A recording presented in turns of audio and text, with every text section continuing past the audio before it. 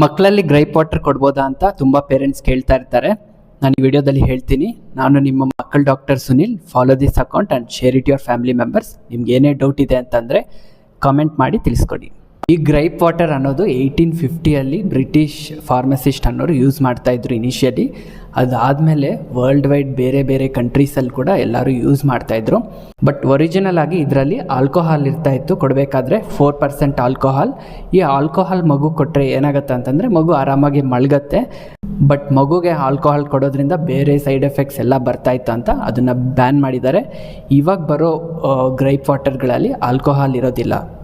ಮತ್ತು ಎರಡನೇದು ಏನಂತಂದರೆ ಇದರಲ್ಲಿ ಸೋಡಿಯಂ ಬೈಕಾರ್ಬೊನೇಟ್ ಅನ್ನೋ ಡೇಂಜರಸ್ ಕೆಮಿಕಲ್ ಕೂಡ ಇರುತ್ತೆ. ಈ ಥರ ಸೋಡಿಯಂ ಬೈಕಾರ್ಬೊನೇಟ್ ಕೊಡೋದ್ರಿಂದ ಮಕ್ಕಳಿಗೆ ಮೋಸ್ಟ್ ಕಾಮನ್ ಆಗಿ ವಾಮಿಟಿಂಗ್ ಆಗೋ ಚಾನ್ಸಸ್ ಇರುತ್ತೆ, ಮಸಲ್ ಟ್ವಿಚ್ಚಿಂಗ್ ಆಗ್ತಾ ಇರುತ್ತೆ, ಮಸಲ್ ಸ್ಪ್ಯಾಸಮ್ ಬರುತ್ತೆ, ಒಂದೊಂದು ಸತಿ ಫಿಟ್ಸ್ ಕೂಡ ಬರೋ ಚಾನ್ಸಸ್ ಇರುತ್ತೆ. ಮತ್ತು ಎಲೆಕ್ಟ್ರೋಲೈಟ್ಸ್ ಅನ್ನೋದು ಬಾಡಿಯಲ್ಲಿ ಡಿಸ್ಟರ್ಬೆನ್ಸ್ ಆಗಿ ಏರುಪೇರು ಆಗ್ತಾ ಇರುತ್ತೆ. ಮೂರನೇದೇನಂತಂದರೆ ಇದು 1850 ಯೂಸ್ ಮಾಡ್ತಾಯಿದ್ರು US FDA ಅಪ್ರೂವ್ಡ್ ಇಲ್ಲ.